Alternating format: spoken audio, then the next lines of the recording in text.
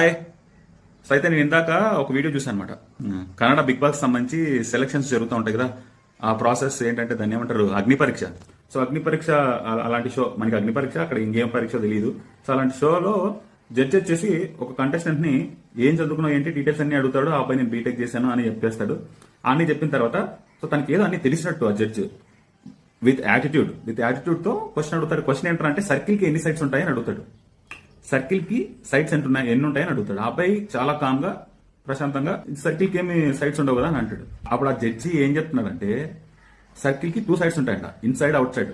So అది ఫన్నీగా అడిగినప్పుడు ఫన్నీ వేలో ఏదో నవ్వుకోవడానికి చెప్పే ఆన్సర్ అయితే ఓకే.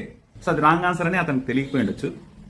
సో అలాంటి ఫన్నీ పీపుల్ని, అలాంటి పిచ్చి డాష్ని తీసుకుపోయి జడ్జెస్ అంటూ వాళ్ళకు పొజిషన్ ఇచ్చి అక్కడ కూర్చోబెడితే పాపం ఎంతో కొంత తెలిసిన వాళ్ళు, అంతా తెలుసా నేనే అన్నాను, అందరికీ తెలుసా నేను అన్నాను, అంతా తెలుసు అంటే అతనికంటే ఈ అబ్బాయికి ఎక్కువ తెలుసు కదా. అప్పుడు అలాంటి తింగర్ క్వశ్చన్లు అడిగేటోళ్ళని పెడితే వాళ్ళు తింగరోళ్ళని సెలెక్ట్ చేస్తారు. ఆ తింగరోళ్ళని హౌస్కి వెళ్తారు.